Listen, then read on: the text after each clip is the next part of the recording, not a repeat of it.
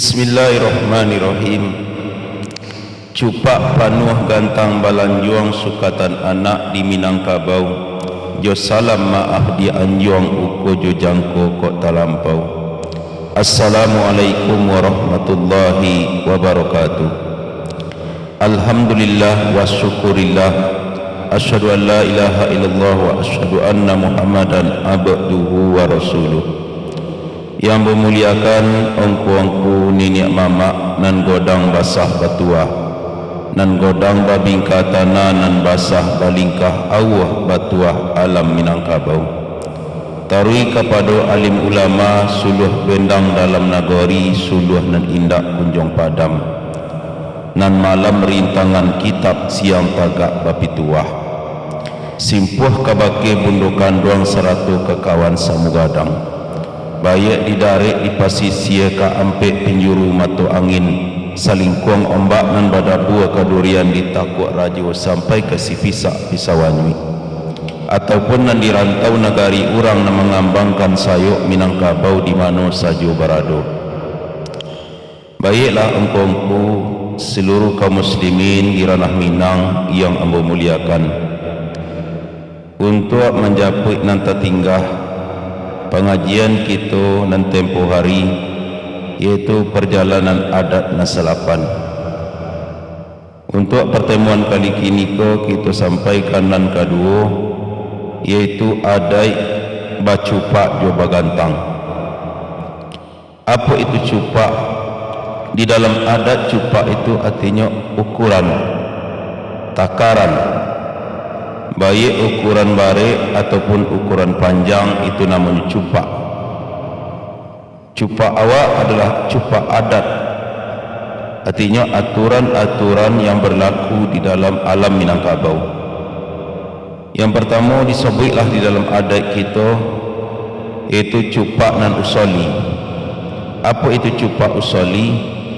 Aturan-aturan nan lahado sajak dahulunya, dan aturan-aturan itu sesuai dengan syariat Islam. Itulah yang dikatakan cupak nan usali. Aturan-aturan yang ada di negari kita ranah Minang itu cocok dengan syariat Islam, itu namanya cupak usali. Dalam cupak nan ikoko dikatakan dalam adat, itulah yang dikatakan adat babuhu mati. Itu adat yang tidak mungkin diurak lain. Apanya contohnya cupak usolli di dalam adat? Yaitu kita orang Minangko wajib beragama Islam. Tidak dikatakan orang Minang kalau indak beragama Islam, karena itu adalah aturan yang berlaku yaitu di Minangkabau, dinamakan cupak usolli. Itu adat babuhu mati. Yang kedua dinamakan dalam adat itu cupak buatan, yaitu aturan-aturan yang ada di Minangkabau, dan aturan-aturan itu dibuat kemudian, yaitu kemudian dari cupak usolli. Tapi aturan-aturan itu tetap mencontoh kepada cupak yang pertama, kepada cupak usolli. Apa contohnya di Minangkabau? Yaitu di Minangkabau ko, yaitu ada barale, dan barale itu dibenarkan dalam cupak usolli dalam agama Islam. Tetapi barale awak di Minangkabau ko, yaitu diawali yaitu dengan menanyakan Syriah. Itu tidak tersalahkan dalam adat kita tu dah. Dibuliakan dalam agama kita, dibuliakan dalam cupak usolli. Itu menanyakan Syriah artinya keluarga laki-laki itu melamar kepada keluarga perempuan. Itu di dalamnya dipakailah adat basa-basi. Itu dikatakanlah sombah Syriah. Itu ada namanya di dalam adat kita, yaitu petata petiti. Itu tidak ada bertentangan dalam agama Islam, dibuliakan dalam agama kita. Itu cupak buatan tetap mencontoh kepada cupak usolli. Kemudian dari cupak buatan itu ada pula cek lain, itu cupak tiruan. Apa itu cupak tiruan di dalam adat kita? Itu orang Minangkabau, iaitu meniru kanan elok, mencontoh kanan baik, mengambil tuah kanan manang. Apa contohnya? Itu di dalam adat tersebutkan, yaitu ukur bayang-bayang sepanjang badan. Kalau kemampuan awak ikonyo, jangan awak nak membeli yang lebih daripada iko. Mereka menyalahi daripada yaitu cupak tiruan. Tak boleh dah. Di sekolah kadang-kadang terjadilah ketimpangan-ketimpangan di Minangkabau karena orang awak hendak mencontohkan yang baik, hendak mengukur bayang-bayang sepanjang badan. Ini hendak mampu membeli sesuatu nyupaso juga. Akhirnya terjadilah mautang karentenir, mautang riba. Akhirnya beko utang riba tiba, dan utang membeli sesuatu tu tiba pula. Contohnya membeli Honda, awak belum sanggup lagi. Ama utang awak ke riba kerana awak hendak mengukur bayang-bayang sepanjang badan.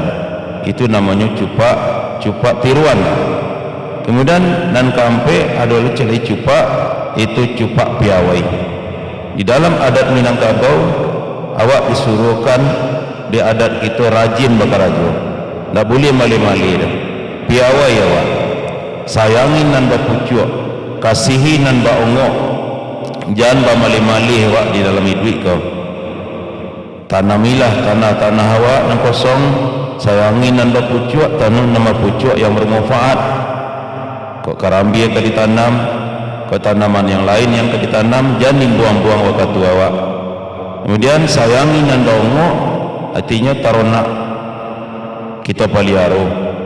Kok jawi, kok kambiang, jangan buang-buang waktu awak.